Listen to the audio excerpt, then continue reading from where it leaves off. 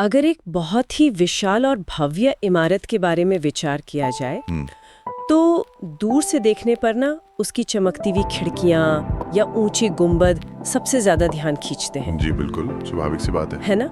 और अगर इसे हम लोकतंत्र के संदर्भ में देखें तो ये चमकती हुई खिड़कियां हमारी आजादियां हैं, हमारे विचार रखने की स्वतंत्रता है। लेकिन बुनियाद के बिना कुछ नहीं। एकदम सही। अगर इस भव्य इमारत की बुनियाद में ना समानता नाम की ठोस ईंटें नहीं लगी हैं तो स्वतंत्रता की कोई भी दीवार वहां टिक नहीं सकती। वो पूरी संरचना अपने ही वजन से ढह जाएगी।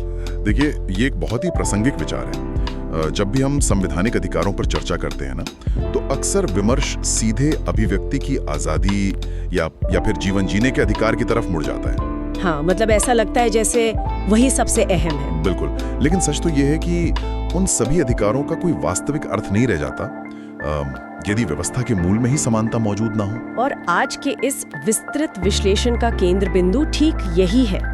आज हम PolityPulse.in द्वारा 19 फरवरी 2026 को प्रकाशित एक अत्यंत ज्ञानवर्धक लेख के निष्कर्षों को खंगाल रहे हैं, जिसका शीर्षक है समानता का अधिकार, अनुच्छेद 14 से 18 की विस्तृत व्याख्या। और हमारा लक्ष्य आज सिर्फ कानून की किताब में लिखे गए इन अनुच्छेदों को पढ़ना नहीं है। आज की इस गहन चर्चा का असली उद्देश्य ना उस विरोधाभास को समझना है जो इस अधिकार के भीतर छिपा है। हाँ, जो बहुतों को भ्रमित करता है। बिल्कुल, वो विरोधाभास ये है कि मतलब कभी-कभी सच्ची समानता हासिल करने के लिए कानून को लोगों के साथ असमान व्यवहार करना पड़ता है। ये समझना ऐतिहासिक और दार्शनिक दोनों ही दृष्टियों से बहुत महत्वपूर्ण है। तो चलिए शुरू करते हैं। देखिए, जब हम संविधान के भाग 3 को देखते हैं, जहां अनुच्छेद 12 से 35 तक मौलिक अधिकारों को रखा गया है, तो समानता का अधिकार सूची में सबसे पहले है। सबसे पहले मतलब ये कोई संयोग नहीं है? बिल्कुल नहीं, ये कोई साधारण बात नहीं है, बल्कि एक सोचा समझा कदम है। इसका मुख्य उद्देश्य राज्य को किसी भी तरह के विशेषाधिकार के आधार पर भेदभाव करने से रोकना था। एक तरह की गारंटी है ये। हाँ, एक गारंटी की भविष्य में व्यवस्था समाज के हर वर्ग के लिए उन्नति के अवसर खुले रखेगी। तो आइए इस अवधारणा के थोड़ा और भीतर चलते हैं। जब सामान्य बातचीत में समानता शब्द आता है ना, तो अक्सर दिमाग में एक तराजू की तस्वीर उभरती है, जिसके दोनों पल्ले बिल्कुल बराबर हों। बिल्कुल। इसका सीधा सा अर्थ ये निकाला जाता है कि हर किसी के साथ बिल्कुल एक जैसा, एक समान व्यवहार किया जाए। लेकिन लेख इस धारणा को चुनौती देता है। जी, और यहीं से अनुच्छेद 14 की जटिलता शुरू होती है। तो आइए अनुच्छेद 14 के इस दार्शनिक पहलू को समझते हैं। अनुच्छेद 14 वास्तव में पूरी संवैधानिक व्यवस्था का एक बहुत ही दिलचस्प हिस्सा है। स्रोत स्पष्ट करता है कि यह अनुच्छेद राज्य को निर्देश देता है कि वो भारत के राज्य क्षेत्र में किसी भी व्यक्ति को विधि के समक्ष समता या विधियों के समान संरक्षण से वंचित नहीं करेगा। एक मिनट। सतह से देखने पर तो ये दोनों वाक्यांश बिल्कुल एक जैसे प्रतीत होते हैं। हाँ, सुनने में एक से लगते हैं। विधि के समक्ष समता और विधियों का समान संरक्षण। लेकिन लेख में बताया गया है कि इन दोनों के बीच एक बहुत गहरी वैचारिक खाई है। बिल्कुल है, और यहाँ जो बात सबसे ज्यादा रोमांचित करती है वो ये है कि संविधान निर्माताओं ने दुनिया के दो अलग अलग हिस्सों की दो बिल्कुल अलग राजनीतिक विचारधाराओं को एक ही जगह पे रो दिया। अरे वाह। जी, इनमें से पहला है विधि के समक्ष समानता, जिसे अंग्रेजी में इक्वालिटी बिफोर लॉ कहा जाता है। ये मूल रूप से एक ब्रिटिश अवधारणा है। और दिलचस्प बात यह है कि राजनीति विज्ञान और कानून की भाषा में इसे एक नकारात्मक अवधारणा माना जाता है। जी। लेकिन देखिए, नकारात्मक शब्द सुनकर थोड़ा अजीब लगता है, क्योंकि समानता तो मतलब एक सकारात्मक विचार होना चाहिए ना। ये एक बहुत ही जायज उलझन है। यहाँ नकारात्मक शब्द का अर्थ बुरा होने से नहीं है। अच्छा, तो फिर क्या है? देखिए, कानूनी ढांचे में नकारात्मक अधिकार का मतलब होता है किसी चीज को रोकना या प्रतिबंधित करना।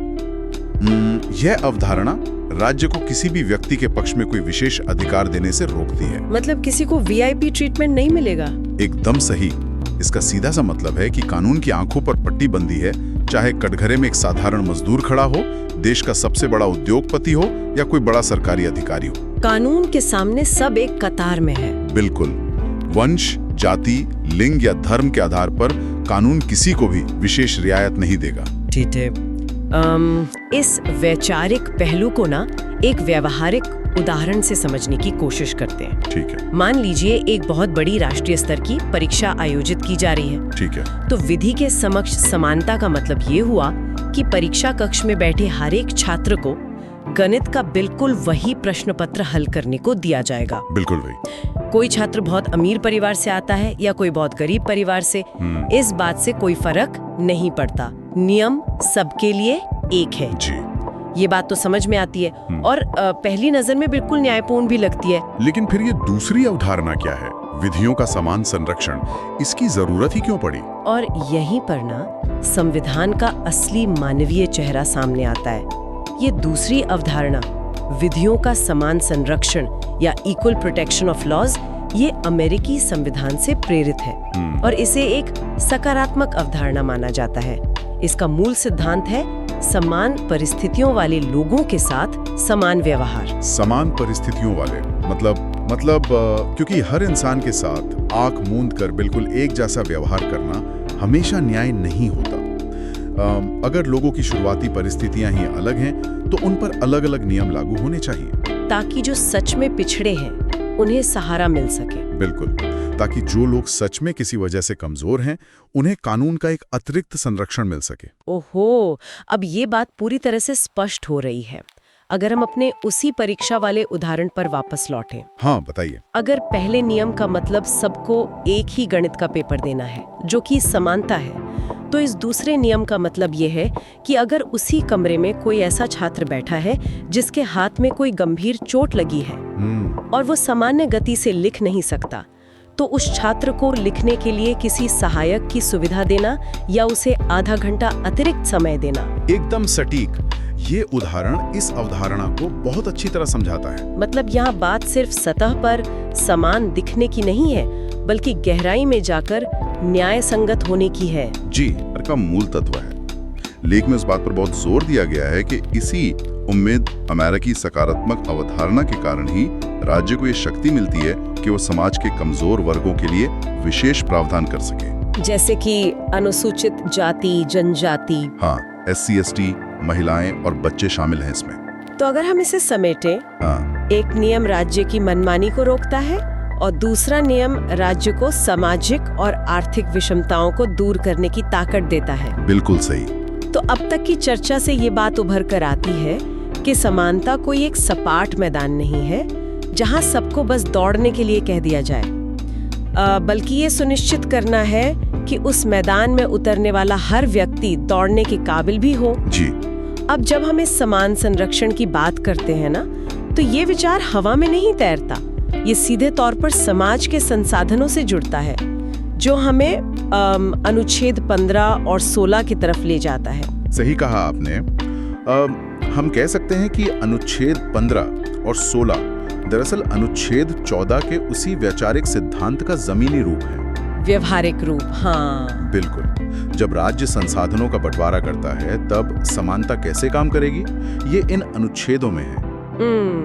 अनुच्छेद 15 स्पष्ट रूप से किसी भी प्रकार के भेदभाव का निषेध करता है। स्रोत के अनुसार अनुच्छेद 15 का पहला भाग बहुत ही स्पष्ट शब्दों में कहता है कि केवल धर्म, मूलवंश, जाति, लिंग या जन्मस्थान के आधार पर किसी के साथ कोई भेदभाव नहीं होगा। जी। और फिर इसका दूसरा भाग इस कानूनी भाषा को निकालकर सीधे आम जिंदगी के बीच रख देता है। ये कहता है कि सार्वजनिक स्थानों जैसे दुकानों, होटलों, कुओं या तालाबों, इनके इस्तेमाल से किसी को रोका नहीं जा सकता।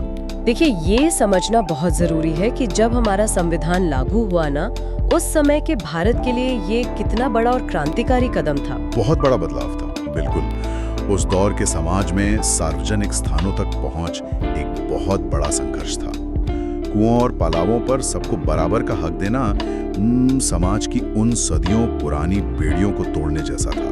लेकिन इस लेख को पढ़ते हुए ना, एक जगह आकर विचार सच में बहुत तेजी से टकराते हैं। एक बहुत बड़ा विरोधाभास नजर आता है मुझे। कैसा विरोधाभास? एक तरफ अनुच्छेद 15 की शुरुआत में कहा गया है कि धर्म, जाति या लिंग के आधार पर कोई भेदभाव नहीं होगा।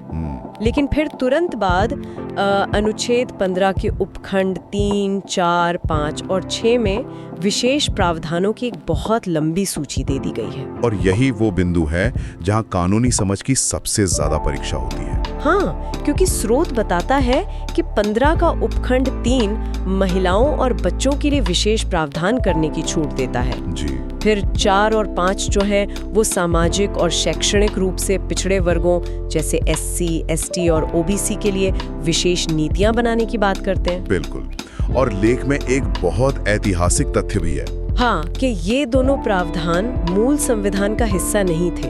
ये पहले और 93वें संविधान संशोधन के जरिए जोड़े गए। सही कहा। और बात यही नहीं रुकती। 103वें संशोधन के जरिए उपखंड 6 भी जुड़ा, जो आर्थिक रूप से पिछड़े वर्ग यानी EWS के लिए है। जी। तो ये सब पढ़कर एक सीधा सा सवाल खड़ा होता है, क्या ये अपने आप में एक विरोधाभास नहीं है?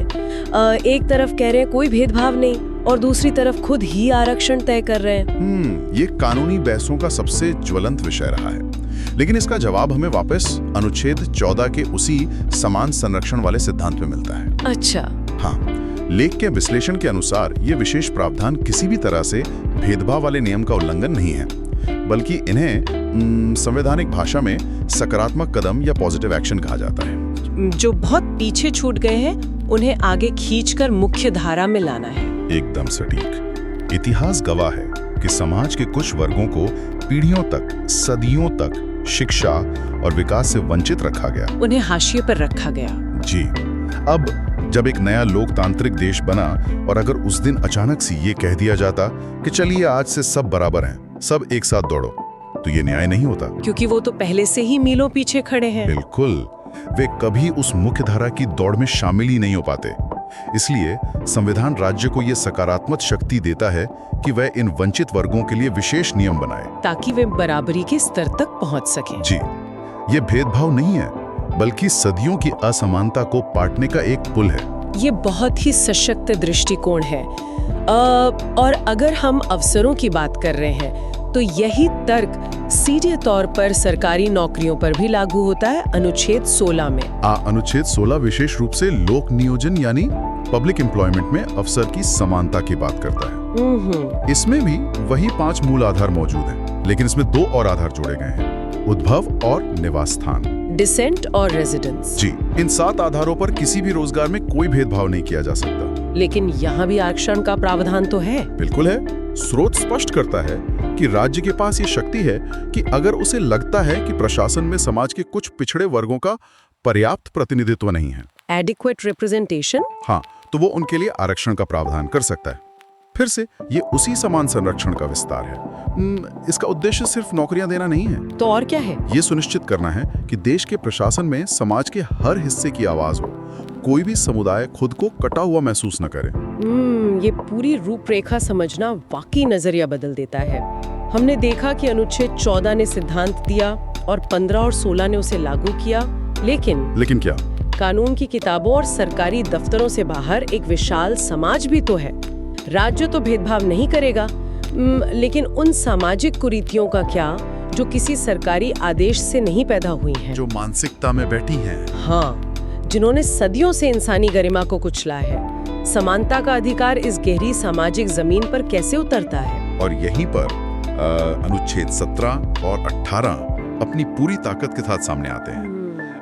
अगर पहले के अनुच्छेद राज्य को निर्देश दे रहे थे, तो ये दोनों सीधे समाज की मानसिकता पर प्रहार करते हैं। सीधे समाज पर? जी। अगर हम बड़ी तस्वीर देखें ना, तो अनुच्छेद 17 सिर्फ एक कानूनी नियम नहीं है, ये भारत के सामाजिक इतिहास का सबसे बड़ा क्रांति दस्तावेज है। लेख में बताया गया है कि अनुच्छेद 17 को छुआछूत या अस्पृश्यता जैसी अमानवीय कुरीतियों को जड़ से खत्म करने के लिए शामिल किया गया था। बिल्कुल। ये अनुच्छेद अस्पृश्यता को पूरी तरह से समाप्त घोषित करता है। और ध्यान देने वाली बात ये है कि ये कोई नैतिक सलाह नहीं दे रहा है। लेख स्पष्ट करता है कि अस्पृश्यता लागू करना एक सख्त दंडनीय अपराध है, मतलब इसके लिए सजा मिलेगी। जी। संविधान ने खुद संसद को निर्देश दिया कि वो कड़े कानून बनाए और इसी के तहत संसद ने अस्पृश्यता अपराध अधिनियम 1955 पारित किया। जिसे बाद में नागरिक अधिकार संरक्षण अधिनियम नाम दिया गया। एकदम सही। ये सीधे तौर पे कहता है कि जन्म के आधार पर कोई भी इंसान अछूत या हीन नहीं हो सकता। ये उस इंसान को उसका खोया हुआ सम्मान वापस लौटाने की गारंटी है। और ये बहुत दिलचस्प है कि अगर अनुच्छेद 17 समाज के निचले पायदान पर किए गए अन्याय को मिटाता है, तो इसके ठीक बाद आने वाला अनुच्छेद 18 समाज के सबसे ऊपरी पायदान पर बैठे लोगों के विशेषाधिकारों को खत्म करके उन्हें जमीन पर लाता है। यह बहुत ही सटीक विश्लेषण है। अनुच्छेद 18 उपाधियों के अंत से जुड़ा है। अंग्रेजों के समय में कुछ खास लोगों को राय बहादुर या महाराजा जैसी उपाधियां दी जाती थी। और ये उपाधियां ना समाज में एक अदृश्य दीवार खड़ी कर देती थी। बिल्कुल। एक आम नागरिक और एक महाराजा समान धरातल पर कैसे हो सकते हैं? नहीं हो सकते। इसीलिए संविधान ने इन उपाधियों के प्रयोग पर रोक लगा दी। राज्य अब ऐसी कोई उपाधि नहीं देगा। सिर्फ 2 क्षेत्रों को अपवाद माना गया है, सैन्य और शैक्षणिक विशिष्टता है। मतलब इसे आज की भाषा में कहा जाए तो अनुच्छेद 18 एक तरह का VIP कल्चर रीसेट बटन है। हाँ, बिल्कुल कह सकते हैं। आप डॉक्टर या मेजर कहला सकते हैं क्योंकि वो आपने कमाया है, लेकिन आप खुद को महाराजा कहने के लिए मजबूर नहीं कर सकते। जी। और लेख में एक और महत्वपूर्ण बात स्पष्ट की गई है, पुरस्कार और उपाधि के बीच का अंतर। हाँ, भारत रत्न, पद्म विभूषण, क्या ये उपाधियां नहीं हैं? स्रोत बहुत स्पष्ट रूप से कहता है कि ये सभी राष्ट्रीय पुरस्कार हैं, उपाधियां नहीं। लेकिन सबसे अहम शर्त ये है कि इन्हें नाम के आगे या पीछे उपसर्ग या प्रत्यय की तरह इस्तेमाल नहीं किया जा सकता। अरे वाह! इसका मतलब अगर किसी को भारत रत्न मिला है तो भी वो अपने विजिटिंग कार्ड पर नाम के आगे भारत रत्न नहीं लिख सकता? बिल्कुल नहीं लिख सकता, क्योंकि अगर वो ऐसा करता है तो वो खुद को बाकी आम नागरिकों से श्रेष्ठ दर्जे में खड़ा कर रहा है, जो समानता के खिलाफ है। जी। अनुच्छेद 17 और 18 मिलकर तय करते हैं कि भारत में हर व्यक्ति की व्यक्तिगत गरिमा बिल्कुल समान है। तो आज की इस पूरी गहन चर्चा को अगर समेटा जाए तो इस लेख ने स्पष्ट कर दिया है कि समानता का अधिकार केवल कुछ रूखे सूखे शब्द नहीं है। ये एक न्यायपूर्ण समाज के निर्माण के औजार हैं। इसके बिना कानून का शासन स्थापित ही नहीं हो सकता। और भारत जैसी विविधता वाले देश में यही वो गोंद है जो सबको जोड़े रखता है। बिल्कुल। हमने समझा कि कैसे संविधान ने ऐतिहासिक भेदभाव को कानूनी रूप से रोका,